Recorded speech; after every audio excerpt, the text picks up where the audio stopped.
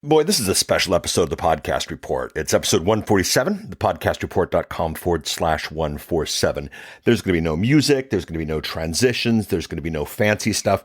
The tip of the week that I've been doing in past episodes, we're going to skip out as well. This is just a conversation between you and me. Now, the topic of the conversation is how to be a better interviewer, and we'll chat about that. But I'm also here to tell you how and why I'm closing up season 5. What we're going to do with season 6, what I think is coming down the line, and we'll go from there. But first, let's chat to the topic of how to be a better interviewer. This is a question I get all the time. And what's funny is I get the question from amateurs who are scared to talk to anyone, let alone interview them.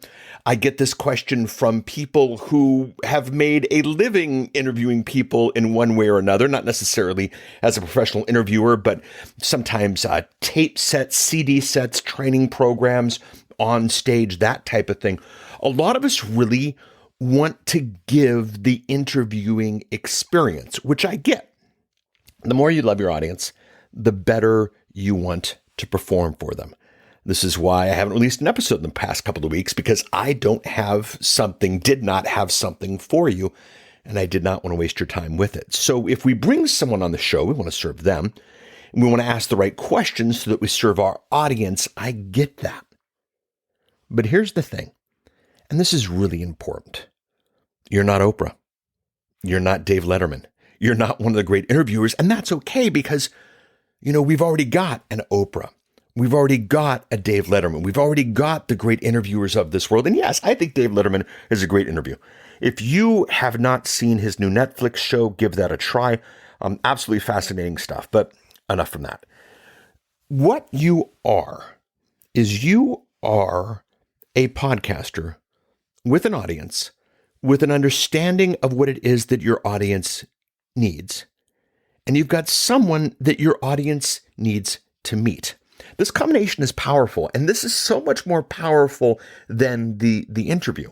When Dave interviews Malala or George Clooney, he is providing a show. And many of us like to think of it as a show, but really, you know me. If you listen to any episode of the Podcast Report, you know that I see the podcast as a service.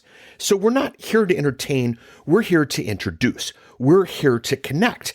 So it's not really an interview as much as it is a party, as much as it is a chance where you're introducing someone to someone else. And it's not an interview as much as it is a fly on the wall opportunity. By bringing somebody on the show, I know what it is that you want. And it's not me asking the questions. I'm not the hero. I'm not the star. My interviewee is. It's not an issue of providing a great interview. It's an issue of providing great service to my audience. And it's not really an issue of you participating in a good interview as much as it is you participating as almost a fly on the wall as I and the guest have the conversation. Now, you may not feel great at interviewing, but you are much better at interviewing. You are much better at conversing, at having a conversation, at talking with, to, in spite of other people. And the podcast can become, instead of this interview, instead of this moment, instead of this, great orchestrated thing, it's the opportunity to be the fly on the wall. Now, there is a show called Roderick on the Line with Merlin Mann, who I'm a big fan of. John Roderick, who every episode, everything I've ever heard of John, I really like what he does, like the music as well. But the whole explanation of, the whole tagline of Roderick on the Line is a frank and candid weekly call. The idea is Merlin calls John, they talk on the phone. The recording's obviously better than a phone call if you listen to recent episodes of the show, but it's just a frank and candid weekly call. It's not an interview. It's not Tuesdays with Maury. It's two friends chatting, and that comes through, and that makes for the show. So don't do an interview. Do something that someone would want to be the fly on the wall for. This is the opportunity of podcasting. We don't have to provide perfection. And as a matter of fact, if they want perfection, they can go to NPR, or they can go to public radio, or they can go to Netflix, or they can go to different things. What they want is you to introduce them to someone that you think would be good for them. And that could be anything from would radically change their business and finances to, and I think in the case of Roderick on the Line, might just change their insight on life a little bit while providing some entertainment and some ideas. Instead of going, and now we have an interview with so-and-so, maybe say something like, listen in as we chat about. It's so much easier to let someone participate in your conversation than it is to orchestrate and manage and run this entire interview. Make it an experience. Think about the great conversations in life that you'd love to be a fly on the wall for. Provide something like that, and it is, for all sakes and purposes, the same content as an interview, but instead of you trying to figure out what to ask so that the audience and all the pressure and all the comparisons and all the things that happen, just have the conversation that you'd want to have. Maybe visualize your audience right there. Maybe even a picture of your avatar. Make it an experience. Listen as we chat about, and you will be at a much better place. Now, with that said and done, I understand that we are in a place where interviews are the expectation and where interviews are one of the standards of podcasting. So, if you need to call it an interview and it's just the fly on the wall experience, you can do that. I have several products and tools that my clients get, and I don't give the majority of them to the world, but I have a interview hacks worksheet. It's 7 interview hacks. It's things that you can do on the interview, or things that you can do during the fly on the wall experience, or things that you could do on your frank and candid weekly call that will help bring the thing together. And you can grab it if you text interview hacks, all one word, interview hacks, all one word, not all one word, obviously, just interview hacks, to 503-966-8066. It's an automatic system. It'll shoot that right back to you. If you didn't grab that number, thepodcastreport.com/147, I will put that in the show notes. So I want to relieve you of the stress of having to be a great interview. I want you to think about your avatar, your audience, what they need, be there for them, provide that, but don't worry about the interview. Don't worry about the questions. Let them participate in this fly on the wall moment. You'll do much better. If you text interview hacks to 503-966-8066, you'll get the worksheet. It'll come automatically. I've already set it up. So no matter how early you listen to this, you'll be at a good place, and we'll go from there.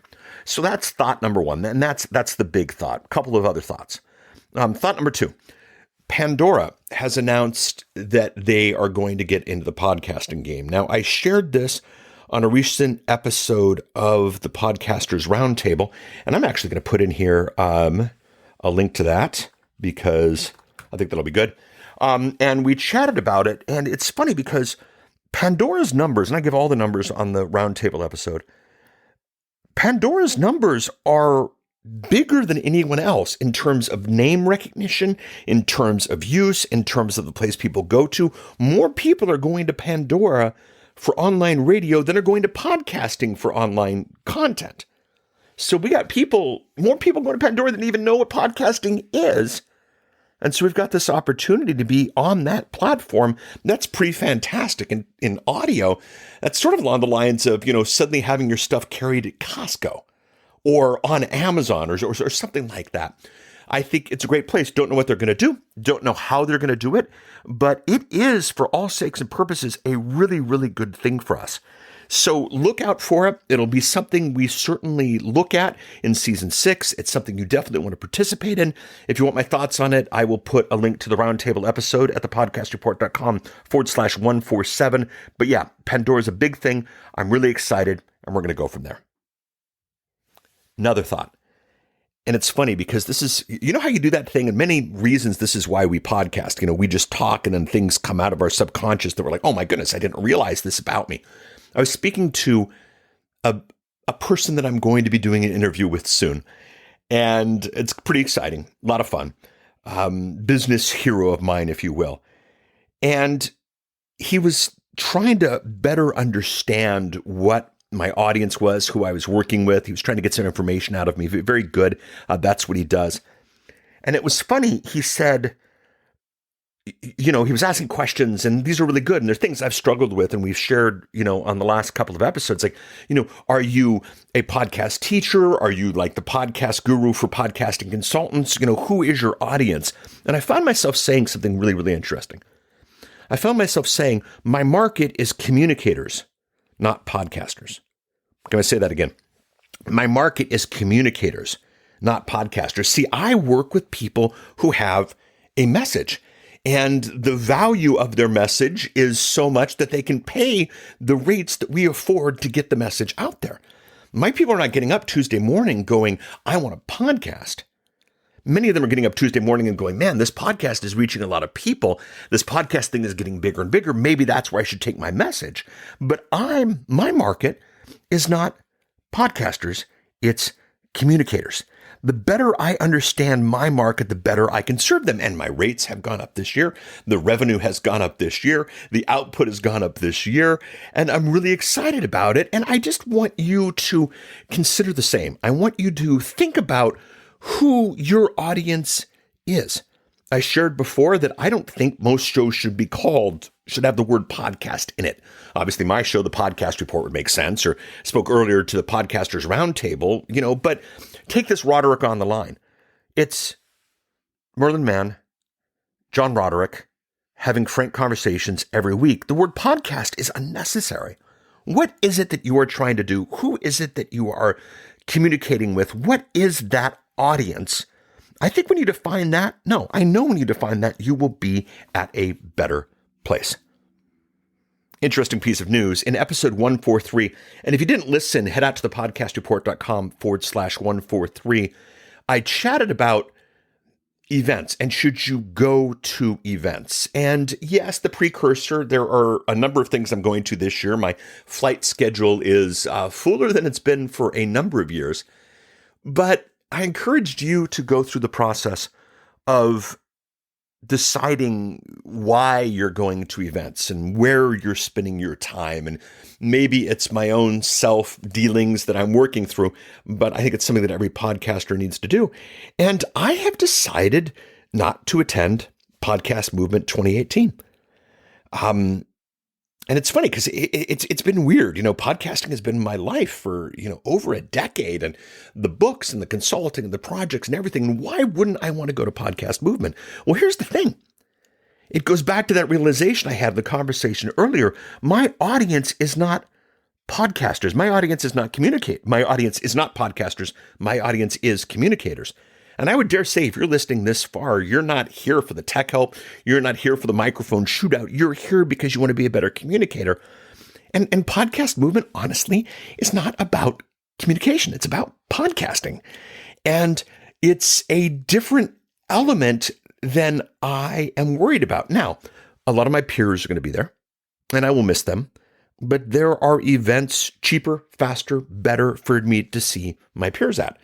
To be honest, right now at the moment, and if you weren't at Social Media Marketing World, please don't take offense. I'm just thinking out loud here as we do the show. My friends all went to Social Media Marketing World, West Coast, 2-hour flight. I could be home in time. Whereas Podcast Movement, all the way across the country, Philadelphia in the middle of the summer, it's not the type of thing that I need to do. I have always tried to give back to the community. I've always tried to teach when I can. I submitted a number of proposals, and they said no to me this year. And yeah, sure, you get a little insulted on the way, but the fact of the matter is, just logistically, the committee decided that, there were 300 other people that need to speak to their audience before me. And if you think through that, it's not necessarily a bad thing. Like, they understand who they are. Their organization is growing. They are getting bigger, but they don't have a vision for me being there. I don't have a vision for me being there. The cost and the confusion and the distraction from my business of me being there makes it the type of thing where I just don't know how I could even morally and ethically attend. So I'm putting this out there. If something changes, who knows? The industry is always there, but my customers aren't going to be there. Maybe your customers are, My audience is going to be there somewhat, but we're communicating and we're chatting right now. The, hug and face-to-face party attending thing, there are just other events that are cheaper and easier. And, we'll go from there. And somebody on the East Coast, this might be easier than coming to something like San Diego and who knows. But yeah, I've just decided in my focus not to attend Podcast Movement this year, not blowing it off, not throwing it away, not saying I'll never come, but just a series of things kind of led to this, and we will go from there. I'll see you at other events, I'm pretty sure. So now closing this up, this is going to be the last episode of Season 5. I had visions of making Season 5 a ending with episode 150. This is episode 147, and I had these visions, but not going to happen. And let me tell you what happened. Let me tell you why I think it happened, and let me tell you what I'm thinking about it. Number one, I did something very quietly with Season 5. I didn't tell anybody. Maybe 4 people on the whole planet knew. I handed Season 5 entirely over to a podcast consultant, production company, that type of thing. And it doesn't matter who, because I wanted to eat my own dog food. I'm telling other people, as you produce a show, just worry about the content and let me get it out for you. As I tell other people to do that, they have every right to ask, well, are you doing that yourself? And so Season 5 was an exercise. I created the content. I put it in a Dropbox folder. I filled out a spreadsheet. I let the consultant take everything over. And the job wasn't to the quality that I wanted. But here's the question, and this is the important question. Was the quality not to what I wanted because of something they did wrong? Or was the quality something less than what I wanted because of something I did wrong? As the content producer, was I communicating with my consultant the way I needed to? No, I wasn't. And as a result, the show didn't represent what it was that was in my head, because what it was that was in my head wasn't necessarily presented to the consultant. Now you can see why I'm not necessarily giving that consultant's name out. But again, it's not a critique of the consultant. It's an understanding, and it's an experiment of the process. This is what I wanted to do Season 5. I got my answers, and early in Season 6, when we launch, I'll tell you exactly what I did wrong. I'll tell you exactly what the consultant did wrong, and I'll tell you how I'm going to improve the process for myself and how I'm going to improve the process learning in dealing with my clients. And many of you are podcast consultants as well, or do some side work, and maybe you can learn from that. And if you can, I hope you will. So closing up Season 5 pretty unceremoniously. I don't know exactly when Season 6 is going to come back. It won't be that long. What's Season 6? How is it going to be different? Well, I'll tell you this. If you take a look at the roundtable episode that, again, I'll link to at podcastreport.com/147. If you look at that episode, you'll see that I've upped my video game. I've upped my lighting game, and I'm doing more with Facebook Live. I met the Ecamm Networks guys out at Social Media Marketing World this year, and the product and the tool and the process of going live to Facebook now, and the opportunity to go live to Facebook now is so much easy that I'm going to do some form of, at the very least, recording my show live before a studio audience. Now, well, Paul, if you've got this and you're doing this, why aren't you doing this right now? Here's the thing. I actually attempted to do this on Wednesday. I did a preset event. I did all the stuff, and Facebook pooped on me. It didn't work. And I could go back to the studio today and I could produce all that, but I wanted to get this content out before the end of the week. And so as I look at video, I want to figure out what's going on there. What are the hiccups? When will Facebook poop on you? When will it not? And we'll go from there and we'll learn. So Season 6 might be always live, might not be. If you are on any of my mailing lists or follow me on any of social, you'll get the updates of when that happens. But I think the production model of live to video is there, and having a good time. So closing up 5, fairly unceremoniously. The interviewer thing, it's funny, I actually didn't say this in the notes. The interviewer thing actually came from a client who was really feeling bad about his interviewing skills, as many of you do. But what's funny is that his show, people were loving it because his show was the epitome of the fly on the wall. He had connections that his audience would love to have connections with, but simply doesn't. He knew the conversation to have. He knew the questions to ask. He was just feeling bad because it wasn't Oprah or Dave. And the fact of the matter is, his benefit, his gift to the audience was not in being Oprah or Dave. It was in him being himself. And I kind of learned from that. And that was kind of the trend for this. And that's why I decided to give away our little interview hacks tool that, traditionally is client only. I get that if I put it out there, it's not really going to be client only anymore. But the tools we've got for our clients are plentiful, not that big of a deal. So season 5 ends today. Season 6 coming soon. Don't know when. Between now and then, the ALEXA skill should be coming out. I sent that over to Libsyn. That should be great. We'll have fun.